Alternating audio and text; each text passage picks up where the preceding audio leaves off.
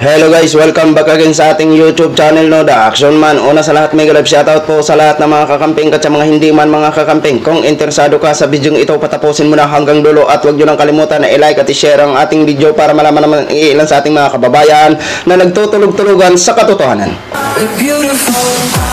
So muli naman nagbabalik ang nag-iisa nyong host na si The Action Man para magbigay ng komentaryo at reaksyon sa mga mainit ng issue ng bayan.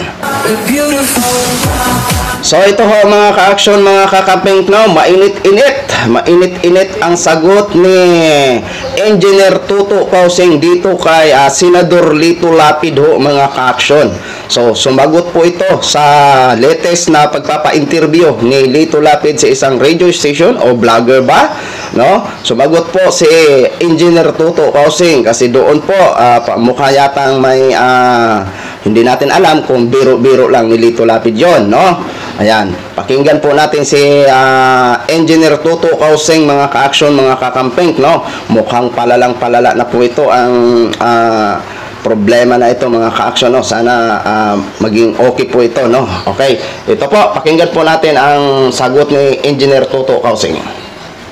So bago po natin simulan mga ka-action, highly recommended ko po ang kanyang YouTube channel, Senator Tuto for Senator ho ang kanyang YouTube channel mga ka-action, no? Highly recommended ko po ito at Engineer Tuto, please allow me to use your video for informative purposes only.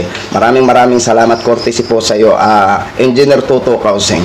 So ito na po mga ka-action, pakinggan po natin. Latest update po ito. Nanonood kasi ako habang nagkakapi-kapi mga ka-action. Hello, magandang umaga po sa inyong lahat.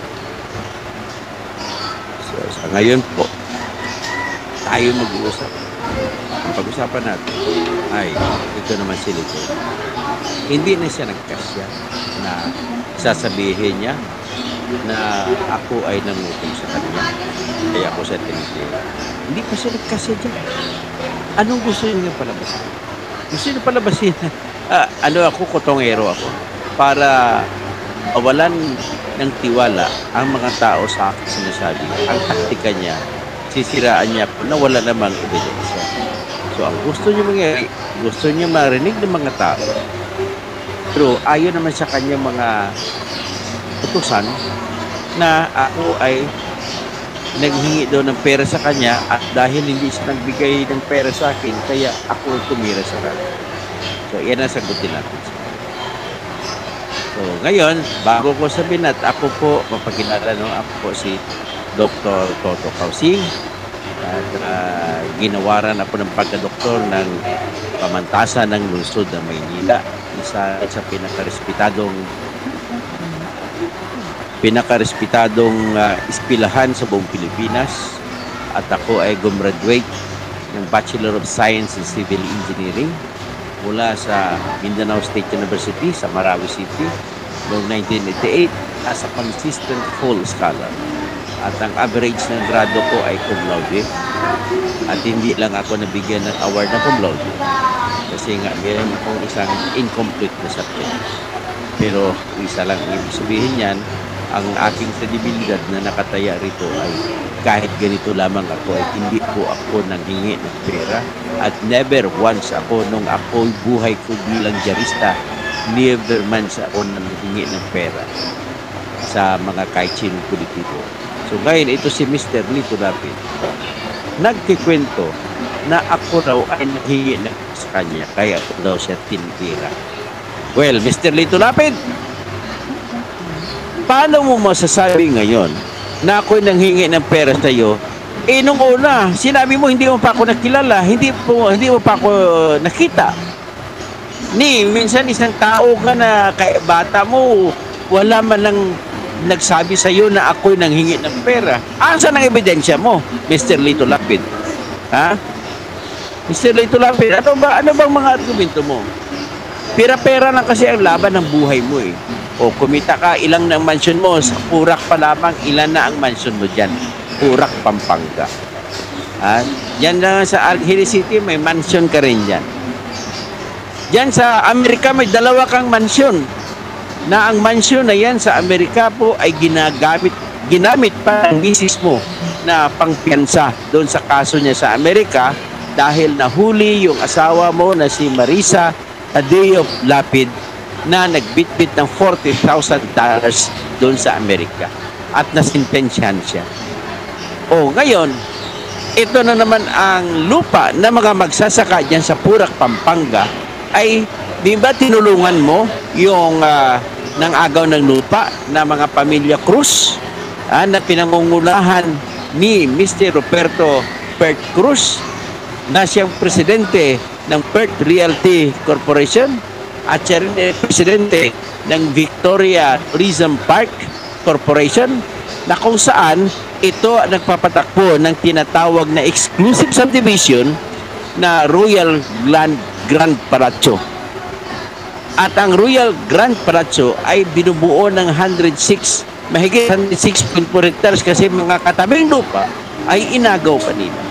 At ang wait lang mga ka-action, mga ka-camping, no? Una sa lahat, congratulations sa iyo, Engineer Toto Kausing, no? So, ayan, 2 degree niya, 3 palang degree nito, 3 titulo, no? Kaso nga lang, natanggal ang license niya bilang isang abogado. Pero anyway, congratulations sa iyo, Engineer Toto Kausing and Dr. Kausing. Ayan. Sige, ituloy ho natin si Engineer Toto. Sistema ng pang-agaw ng lupa nitong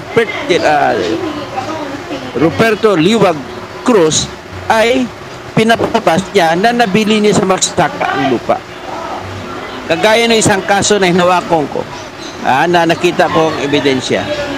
Ang mga tao ay nagtataka sila, binigyan pala sila ang kanila palang application na magkakaroon ng lupa sa Department of Agrarian Reform ay inaprubahan. Pagkatapos inaprubahan, hindi man lamang nakita nila yung kanilang titulo at binigyan pala sila ng Certificate of Land Ownership Award. Ngayon, nung malaman nila na may titulo sila, nakita nilang titulo nila na kansilado na. Paano ka mangyari? Hindi pa nga natanggap ng may-ari, nakansila na. Ibig sabihin, ang titulo ay hindi maging titulo kung hindi mo makukuha mula sa Department of Agrarian Reform. Ang ibig sabihin naman yan, kung nakansila na, nakuha na. Pero sino ang kumuha na hindi naman lang naman natanggap ng mga magsasaka? Sino nga? Pakisagot mo nga, Mr. Lito Lapid. Kasi alam ko, BFF mo yung si Roberto Liwag Cruz. O, paano nangyari? Tapos, nung nakita ang deed of absolute sale, piniki ang pirma ng mga farmers. Napunta lahat kay Roberto Liwag Cruz. Yan si Roberto Liwag Cruz, di ba pinoprotektahan mo yan, Mr. Lito Lapid? At si Mr. Roberto Liwag Cruz ang lumalabas, nagtatayo na bilang may-ari ng Royal Grand Palazzo na subdivision. At sa loob ng Royal Grand Palazzo ay nandoon yung pogo na 10 hectares. Sa madalit sabi, inagaw niyo mula sa magsasaka, yan ng mga Kapampangan, ang mga lupa at ang 10 hektarya ng mga lupa na to na 50 hectares na lang naibigay ng titira sa mga magsasaka ay pinatayo pa ng pogo. Ang lupang iyan ay naagaw ng mga Pert Cruz nung ikaw ay gobernador ng Pampanga. At ang ginawa mo, hindi ko alam, ikaw sabihin mo kung totoo ito hindi, Mr. Lito Lapid, na sa panahon mo, nagkaroon ng lupa itong Roberto Cruz. At sa panahon mo, na nangyari, itong nag-apply ang Roberto Cruz na gagawing subdivision, gagawing commercial, gagawing ecotourism lots ang mga lupa dyan. Sa panahon mo na ikaw gobernador hanggang 2004, ikaw ay kumita ka ng 1 billion sa quarry at namimili ka pa ng bahay.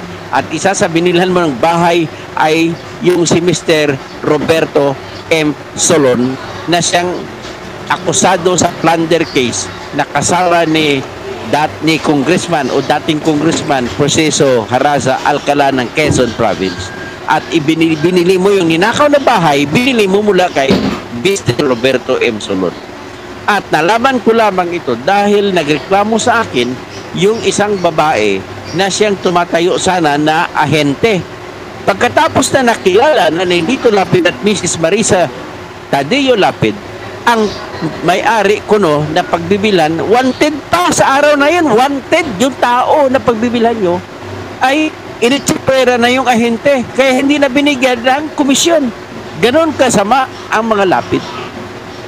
So, ngayon, kung ganun kayo kasama, paano mo ngayon, ano ngayon ang ebidensya mo, Mr. Tulapid, na ako ay nanghihingi ng pera sa iyo at kung hindi ka magbibigay ng pera, ayon sa iyong salita, ay sisiraan kita. Ano bang masisira ko sa isang tao? Sira! Sige nga! Ikaw naman ang sumira sa sarili mo. Bili ka ng bili, right, left, and right ng mga mansyon. Tapos, pinatunayan pa ni Father Ed Panlilio na siya ang sumunod na gobernador pagkatapos ng anak mo at napatunayan ni Father Among Ed Panlilio ang katotohanan na yung probinsya ng Pampanga ng si Father Panlilio ang gobernador ay kumikita ng 1 milyon isang araw. Tapos sa panahon mo nang ikaw ay gobernador, pati si Mark Lapid na anak mo, ay kumikita ang Pampanga ng 30 milyon lamang sa isang taon. Saan ito? Ibig sabihin, sa isang buwan, halos lampas lang na 1 milyon kinikita ng Pampanga mula sa Lahar Quarry. At bakit? Paano nangyari na sa panahon ni Father Among Ed Panlilio ay lumampas 1 milyon at kinikita sa isang araw? Hindi naman binago ang pagsingil mula sa kada truck na hakot. Paano nangyari yan? Ikaw, ang Lahar na yan, pagputok sa Mount Pinatubo noong June 15, 1991, ay ang daming Kapampangan pinatay niyan. Ang daming mga bahay ng mga Kapampangan ang nilubog ng Lahar. At naibalik pa yung pera sa kanila? Wala! Ni 5, walang naibalik. Ang mga buhay ng mga mahigit 100 na natay doon dahil sa Lahar ay hindi na maibalik ang buhay. Pero ikaw, pinagkikitaan mo mahigit 1 billion ang binulsa mo yan sa Lahar Quarry na yan, Mr. Lito Lapid. O, paano mo ipapaliwanag? Kinita mo ba yan sa pagiging artista mo, yung mga mansyon mo? Ha? I doubt. Kaya ka nga pumasok sa pelikula kasi laos ka na. Laos ka na. Hindi na kumikita ang sa takilya, pera-kon mo, mga talbo, bulot. O, kaya ka nga pumasok doon at doon mo kinuha ang ginamit mo pambili na kung ano-ano. Ay, naku, Lito Lapid. Huwag mo na nga guyuin ang mga buong Pilipinas. Kung naloko mo ang mga kabalin mo, huwag mo lukuhin ang lahat, ang buong Pilipino. Nalaman ko nga, mas mababa yung buto mo dyan sa Pampanga at saka Tarlac sa mga kabalin area.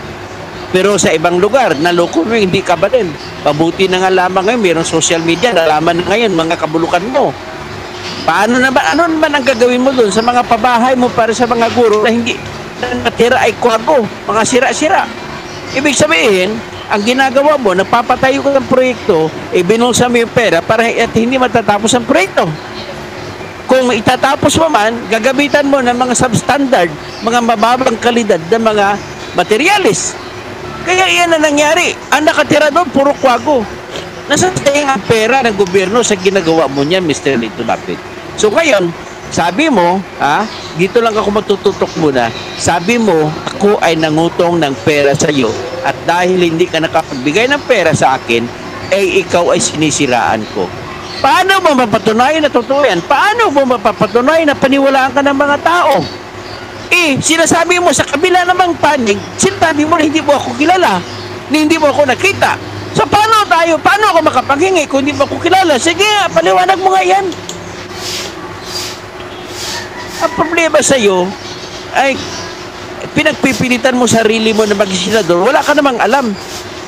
Patunayan mo nga, ano ba, Aber, gusto mo pang tumakbo ngayong 2025 na magpapahalal ka ulit, wala ka namang pinakita na nagawa na maganda. Ano pa ang gagawin mo maliban sa pagtulog sa Senado, maliban sa pagtatahimik, maliban sa pagiging chairman ng Silencio, Committee de Silencio? Ikaw nga yung chairman ng Amusement and Games and Amusement na siyang in charge sa pagmomonitor ng mga pugo. Ay, hindi ka nga nagpatawag na investigasyon sa pugo? Ano bang klase? Sagutin mo yan muna, Mr. Lito Lapid. At sabihin mo, sinasabi mo, kasuhan mo ko libel. Alright, kakasuhan din kita ng cyber libel dahil kinikwento mo doon sa isang palabas nitong isang vlogger din na kinukutungan, sabi mo, kinukutungan kita ng pera. Kaya kakasuhan kita ng libel dyan, patungkol dyan. Pagkatapos, tinakot mo pa ako, sinabi mo, hindi mo na kailangan ng kutsilyo para yung bala sa baril ay magiging 2 bala. Isang bala lang ang kailangan mo, ang katapat ko. That sinasabi mo yan. Sinasabi mo yan, maaring joke lang sa'yo yan, pero ang dating sa akin yan ay you are threatening to kill me. At because of that, sasampang kita ng cybercrime of grave threats. Sige, abangan mo yan. At magkita tayo sa Office of the City Prosecutor. Mr. Lito Lapid, nag-isip ka na. Sabi mo, naniniwala ka, sabi mo kakampi mo kasi si Alice ko. Pero nakikita natin si Alice ko, nasasabi niya, sorry, hindi ko po alam, laki ko sa farm. Ay, tapos si Lito Lapid, nagpakita kay Bernadette Sembrano ng kanyang farm. Laki din pala siya sa farm. Pero ang lawak ng farm niya, sabi ng kaibigan ko si Atty. Danilo Pilayo, ako garden nga lang sa akin eh. Bakit? Atty. Pilayo, ilan bang, gaano bang garden? Asan garden mo? Yan oh. Ano yan? 10 hectares? Grabe naman garden na yan, 10 hectares. So, yan lang masasabi ko sa ngayon. At Mr. Lito Lapid ay itulungan mo naman ang bansa. Huwag ka na tumakbo para hindi na magkaroon pa ng kargo na magbabayad ang bansa ng sweldo sa tao na wala namang ginagawa kagaya mo. At saka, ulitin ko lang, yung pag-artista mo sa Batang Quiapo, pinuno ka, tapos pinalabas mo na mister ka ni Lorna Tolentino, buti hindi babangon sa kanyang libingan si Rode Fernandez. Pinapalabas mo na ikaw ano ibig sabihin yan? Double compensation, kumikita ka na bilang senador, may sweldo ka na, imbes na trabaho ka, nagpipelikula ka. So, ano mangyari? Double compensation law ang nilabag mo. Pangalawa, dahil sa conflict sa trabaho sa Senado, ang ginagawa mo, nagsushooting ka pa, ang oras ng Senado para sa iyo na sinisweldohan ka namin, ay ginamit mo sa pag-shooting-shooting. Kaya ang tawag yan, conflict of interest. Dapat kasuhan ka rin sa paglabag sa ethics. Mag-prepare ako ng ethics complaint laban sa iyo. Mag-prepare din ako ng criminal complaint, isasampa ko sa Office of the Ombudsman laban sa iyo kasi ang ginagawa mo ay grave misconduct yan. Okay, hanggang dyan lang muna tayo at pag-isipan Mr. Lito Lapid. Okay, so magandang umaga po Mr. Lapid. Tapos idinadamay mo pa si Bong Revilla. Sabi mo bakit ako lang tutukan ng vlogger na yan? Meron namang ibang senador rito na may pogo rin. Ang sinasabi niya, si Bong Revilla. Di susunod na si Bong Revilla. Kasunod yan, una mo na ikaw, tapusin mo na kita. Mr. Lito Lapid? Magandang umaga, Mr. Lito! Pogo, Lapid!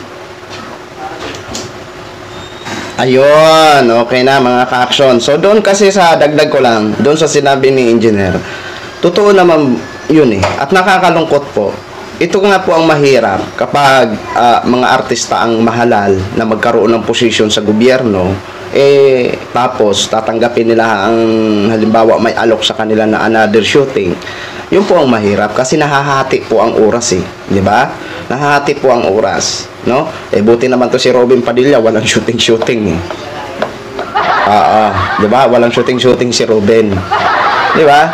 Kaya dapat sana nga po may magkaroon ng batas na kapag artista ka at magkaroon ka na ng posisyon sa gobyerno, is bawal ka na tumanggap na magkuha ng mga kung ano-ano pa na mga nakaka-apekto sa iyong trabaho, sa iyong pagiging opisyal. Halimbawa, kung artista ka, dapat pumukus ka sa trabaho mo bilang opisyal ng gobyerno, di ba? Nang sa ganun maiwasan ang conflict, di ba? Conflict sa trabaho. Kasi halimbawa, kung may kailangan siya na mag-shoot at kailangan din siya sa kanyang opisina, ayan, alin ang pipiliin niya, di ba? Yun yung mahirap, kaya nagkakaroon ng complex. So yun lang mga ka-action, mga kakamping. So dito kay Engineer Toto Kauseng, mag-ingat ka po palagi. Sana ay nasa mabuti ka lang po kalagayan, no? At pagdasal ho namin na sana